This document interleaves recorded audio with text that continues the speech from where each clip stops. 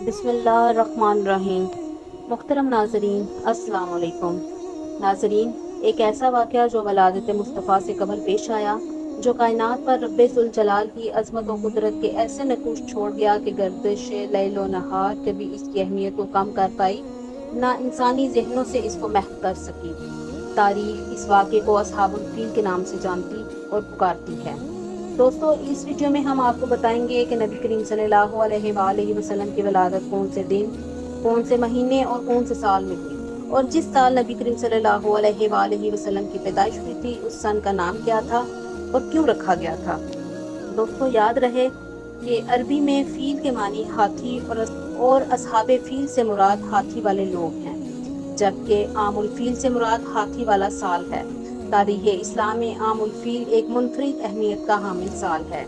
اس سال حبشہ کے مقرر کردہ یمن کے گورنر ابراہا نے مکہ پر حملہ کیا۔ اس نے اصل میں سنا یعنی یمن کا شہر، جس میں ایک کلیسا یعنی چرچ الکلیس تعمیر کیا تھا، اور چونکہ وہ مسیح تھا اس لیے وہ چاہتا تھا کہ عرب مکہ جانے کی بجائے اس کلیسا کو مرکز بنائے۔ دوستو، حضرت محمد صلی اللہ علیہ وآلہ وسلم کی پیدائش ماہ ربیع الاول کی 9 تاریخ سوموار کے دن شمسی مہینہ اپریل 571 عیسوی میلادی کی 20 تاریخ میں ہوئی تھی۔ جس سال نبی کریم صلی اللہ علیہ وآلہ وسلم کی پیدائش ہوئی تھی اس سن کا نام عام الفیل رکھا گیا تھا۔ حضور اکرم صلی اللہ علیہ وآلہ وسلم کی پیدائش سے صرف 55 دن پہلے یمن کا بادشاہ ابراہا ہاتھیوں کی فوج لے کر کعبہ ڈھانے کے لیے مکہ پر حملہ آور ہوا تھا۔ اس کا سبب یہ تھا کہ ابراہا نے یمن کی دارالسلطنت سنا میں ایک بہت ہی شاندار اور عالی شان گرجا گھر بنایا، اور یہ کوشش کرنے لگا کہ عرب کے لوگ بجائے خانہ کعبہ کے یمن آ کر چرچ کا حج کیا کریں۔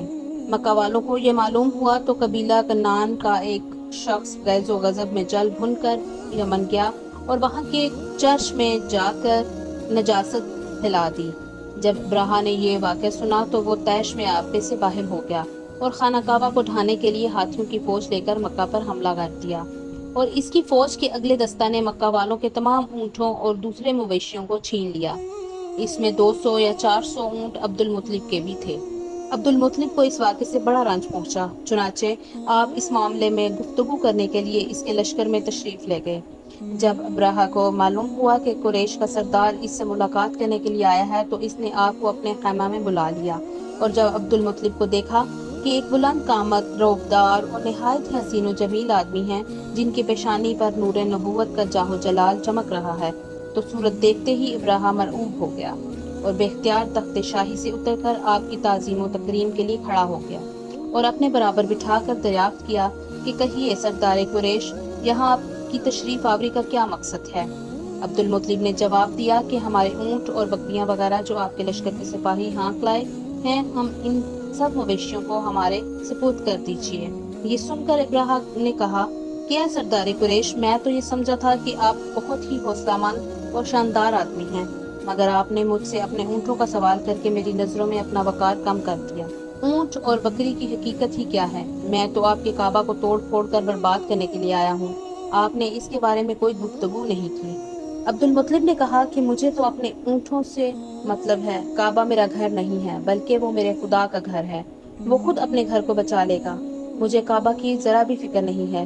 یہ سن کر ابراہا اپنے فرعونی لہجے میں کہنے لگا کہ اے سردار مکہ، سن لیجئے، میں کعبہ کو ڈھا کر اس کی اینٹ سے اینٹ بجا دوں گا اور روئے زمین پر اس کا نام و نشان مٹا دوں گا، کیونکہ مکہ والوں نے میرے گرجا گھر کی بڑی بے حرمتی کی ہے، اس لیے میں اس کا انتقام لینے کے لیے کعبہ کو مسمار کر دینا ضروری سمجھتا ہوں۔ عبد المطلب نے فرمایا کہ پھر آپ جانیے اور خدا جانے، میں آپ سے سفارش کرنے والا کون؟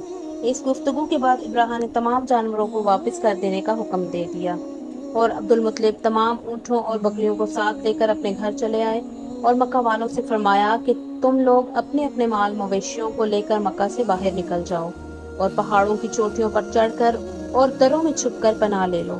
مکہ والوں سے یہ کہہ کر خود اپنے خاندان کے چند آدمیوں کو ساتھ لے کر خانہ کعبہ میں گئے اور دروازہ کا حلقہ پکڑ کر انتہائی بے قراری اور گریہزاری کے ساتھ دربار باری میں اس طرح دعا مانگنے لگے کہ اے اللہ، بے شک ہر شخص اپنے اپنے گھر کی حفاظت کرتا ہے، لہٰذا تو بھی اپنے گھر کی حفاظت فرما، اور صلیب والوں اور صلیب کے پجاریوں یعنی عیسائیوں کے مقابلہ میں اپنے اطاعت شعاروں کی مدد فرما۔ عبد المطلب نے یہ دعا مانگی اور اپنے خاندان والوں کو ساتھ لے کر پہاڑ کی چوٹی پر چڑھ گئے اور خدا کی قدرت کا جلوہ دیکھنے لگے۔ ابراہا جب صبح کو کعبہ ڈھانے کے لیے اپنے لشکر جرار اور ہاتھیوں کی قطار کے ساتھ آگے بڑھا اور مقام مغمس میں پہنچا تو خود اس کا ہاتھی، جس کا نام محمود تھا، ایک دم بیٹھ گیا۔ ہر چند مارا اور بار بار للکارا، مگر ہاتھی نہیں اٹھا۔ اسی حال میں قہر الہی ابابیلوں کی شکل میں نمودار ہوا اور ننھے ننھے پرندے جھنڈ کے جھنڈ، جن کی چونچ اور پنجوں میں تین تین کنکریاں تھیں، سمندر کی جانب سے حرم کعبہ کی طرف آنے لگے۔ ابابیلوں کے ان دل بادل لشکروں نے ابراہا کی فوجوں پر اس زور و شور سے سنگ باری شروع کر دی کہ آن کی آن میں ابراہا کے لشکر اور اس کے ہاتھیوں کے برہچے اڑ گئے۔ ابابیلوں کی سنگ باری خداوند قہار و جبار کے قہر و غضب کی ایسی مار تھی کہ جب کوئی کنکری کسی فیل سوار کے سر پر پڑتی تھی تو وہ اس آدمی کے بدن کو چھیدتی ہوئی ہاتھی کے بدن سے پار ہو جاتی تھی۔ ابراہا کی فوج کا ایک آدمی بھی زندہ نہیں بچا اور سب کے سب ابراہا اور اس کے ہاتھیوں سمیت اس طرح ہلاک و برباد ہو گئے کہ ان کے جسموں کی بوٹیاں ٹکڑے ٹکڑے ہو کر زمین پر بکھر گئیں۔ جب ابراہا اور اس کے لشکروں کا یہ انجام ہوا تو عبد المطلب پہاڑ سے نیچے اترے اور خدا کا شکر ادا کیا۔ ان کی اس کرامت کا دور دور تک چرچا ہو گیا اور تمام اہل عرب ان کو ایک خدا رسیدہ بزرگ کی حیثیت سے قابل احترام سمجھنے لگے۔ دوستو، امید کرتی ہوں کہ آج کی ویڈیو آپ کو پسند آئی ہوگی۔ ویڈیو پسند آئے تو ویڈیو کو لائک کر دیں اور مزید اس طرح کی اسلامی ویڈیوز دیکھنے کے لیے میرے چینل کو سبسکرائب بھی کر دیں۔ مجھے اگلی ویڈیو کے لیے دیجیے اجازت۔ اللہ آپ کا حامی و ناصر ہو۔